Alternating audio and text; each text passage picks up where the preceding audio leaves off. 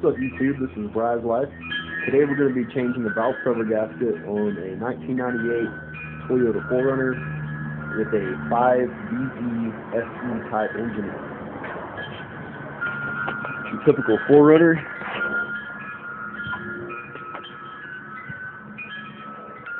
Common 3.4 liter quad cam. And you can see I've already done the left side. Well, you can't really see, but I've already done the left side. I've already taken all this off a couple of weeks ago previously because the left side was the one that was leaking badly. Leaking oil on the exhaust manifold, and it was burning and making a lot of smoke, and that could potentially catch on fire. And this is my brother's truck, so I want to help him out. So we're going to change the valve cover gaskets out. I've already done this side, and today we're going to do the right side. You can see the valve cover right there. And you also notice that the intake plenum is placed very, very closely over the valve cover gasket. In fact, it's so close that I don't think you can remove the valve cover gasket without taking the intake off. So we're going to take off the intake and change out that gasket. And you can see there's a lot of hoses and stuff like that in the way. The cruise control and throttle cables are going to have to be taken off and set aside. The intake boot is going to have to be removed. And there's a row of fasteners. Can't really see down in there too well. But it looks like there's some 13mm bolts that hold the intake on, so we're going to take those out. So here we go. Now we've got the intake manifold off. Get everything off. There's the valve cover there's the valve cover. But the most important thing is we have everything out of the way and disconnected so we can gain access to all the little bolts and screws. And the critical thing is to set that valve cover down square, to set it down flat, because you do have to use silicone around some of the edges where it seals up. And the gasket's just kind of a press-in rubber silicone type gasket, so you want it to sit down really good and evenly on the surface. And that's hard to do if there's a lot of stuff in the way. So it takes more time to take it apart, but you have to consider, how much time are you going to spend, if you don't do it right the first time, and it takes you, say, 2 hours to take everything apart and back together. And then you start it up and it leaks oil. And then what do you have to do? You have to take everything back apart again. So it's kind of a pain in the butt. So I like to just take a little more extra time and remove the things to gain, on something like this, to remove the things to gain access to it. But this is by no means a comprehensive how-to on a 3.4 liter valve cover gasket. This is not a comprehensive how-to video.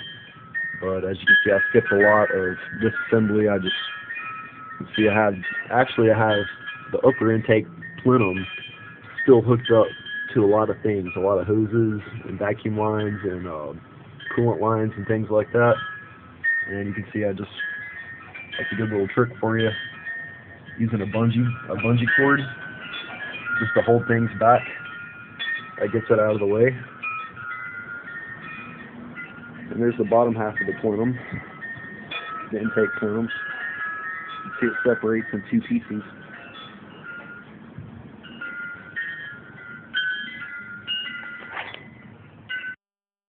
Now you can see we got the valve cover off the engine. You can see the camshafts are exposed. And if you look real close, you'll see I've already cleaned up the mating surface for the gasket. I've already cleaned up all the crud off of it. When I was talking about silicone earlier, pretty much on any valve cover gasket on any engine, there's always a little bump right here. If it's an overhead cam style engine, there's always a little bump right here in the valve cover, or in the head casting, or that's the main journal. So you always want to put a little bit of silicone right there, right on both sides, right where that bump meets the cylinder head. You want to put a little dab of silicone right there, and also, I don't know if you guys can see that, there's a plug right here on the front of the engine, and you're going to want to put silicone right where that plug meets the cylinder head, right there, and that crack, and right there. So silicone, and there's another bump right here. We'll put some silicone in the corner, set that new valve cover gasket on it, and it'll be sealed up. Start putting it back together. So here's the old gasket. You can see it. It's really brittle, and that's why it was leaking. Brittle gaskets don't seal up very well. Here's the valve cover flipped upside down. You can see the new gasket is made out of a silicone material instead of rubber. And silicone is a lot more heat resistant than rubber is. It also came with the plug inserts where it seals around the spark plug well right here. And that's important because these get hard and they leak oil around those too, and it'll actually leak oil into the spark plug well, get past the plug, and start falling out the plug or sitting up the combustion chamber. So it's important to change those too.